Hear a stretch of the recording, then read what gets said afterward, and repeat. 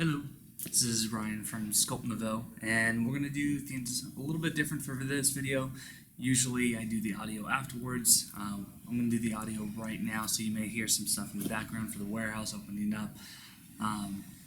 But this is a video I think that is a little overdue, but we finally getting around to it, and we're going to talk about personal protective equipment, or PPE. A lot of people know what PPE is, but don't necessarily do everything that they should be or do things differently. So we wanted to cover the basics, and if you want to get more in depth, the SDSs are online on our website. We can always email them to you as well, but ultimately it's just to protect yourself. PPE is to protect your health. And that's the concern here, is that you got to make sure you take care of yourself. So first things first, basic latex gloves. So these are good just to protect your fingernails and your hands in general. Last thing you need to do is start working with some acids and then you got a little bit of an itch or something. It's just another preventative maintenance, but more importantly, really for the gloves, is to make sure that you're not getting any contaminants. The oils from your hands, a lot of people don't think of that, but as you touch things all day long, you get stuff on your hands. Especially after lunch or after driving, a lot of the oil collects on the steering wheel. So it's going to help keep your finishes nicer because you won't have handprints. We've seen projects come back where it's, just say steel and they put a clear coat over it and everything looks good, but they didn't wear gloves. So a month later, after it's rained a little bit, the oils from the handprints start showing up. You can see straight up the handprints or the fingerprints. And that's where the gloves really are beneficial. The next is eye protection. Obvious reasons. I mean, it's the same thing when you sand wood or work with anything really that could possibly get into your eye. It's just a good idea to have eye protection.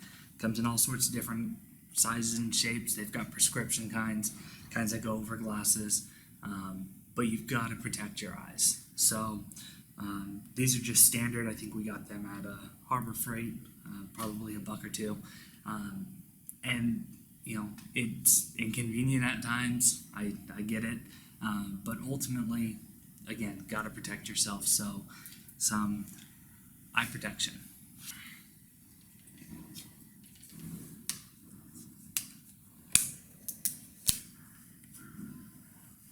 This is a double respirator. So a double respirator comes over your head and latches around the back of your neck.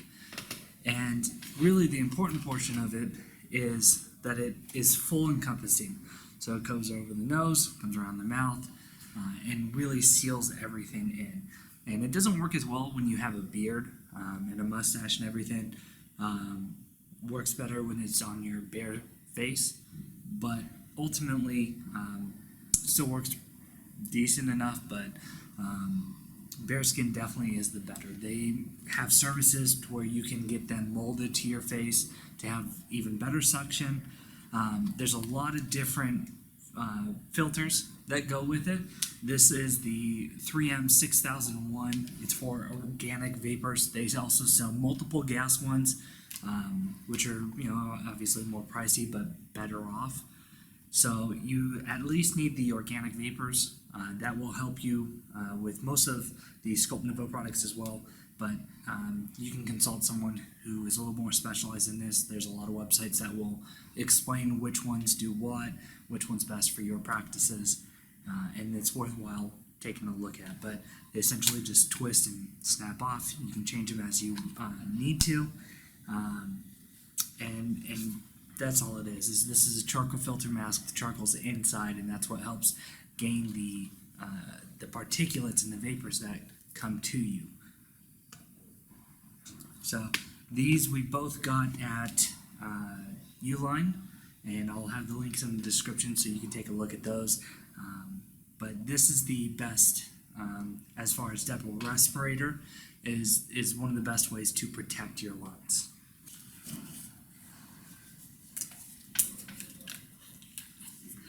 So this is my PPE. This is pretty much what I wear on a daily basis when I'm working with all of our products, both patinas and the clear coats, everything to that extent. And ultimately, you just gotta try and protect yourself. This is also why sometimes you don't hear what's going on in the room. A lot of people have said they can't hear. Usually all that's going on is you wouldn't be able to hear me very well through the mask. So that's the main reason, but also there's a lot going on in the warehouse, as you can probably hear right now, as well as usually we've got music playing, and so it's just easier just to mute the audio and do a voiceover overall. So we talked about how you can find the health information on the SDS. There's a lot of information on that SDS, so if you need some help, give us a call. We'd be happy to help you out, as well as it's on all of the containers. So here's a spray can of ClearGuard, and that's all of that right there. And that comes on all of the products. There's Black Magic. It's right there. So it's on all of the products there. Just a little bit of information to help protect yourself. But ultimately, you use your PPE, you read the instructions, and you apply a little common sense, and you should be fine. If you're using a spray can inside a closed room, well, you're going to need ventilation. And ventilation doesn't mean turning on your AC unit, turning on a fan just to blow it onto the wall. You have to have that stuff going out. So whether you have an inflow of air for fresh air and getting the old stuff out, or if you're sucking it out with a hood or a ventilation system, but ultimately ventilation, you've got to get it going outside, because otherwise it's just going to kind of settle in there. So those are the basics for PPE. Again, PPE stands for Personal Protection Equipment: respirators, charcoal filter masks, eye protection, gloves, and ventilation. Those are the main PPE that you can employ to help protect yourself and your employees. So hopefully this has been helpful, and depending on how these go, we'll try and do some more, but till next time.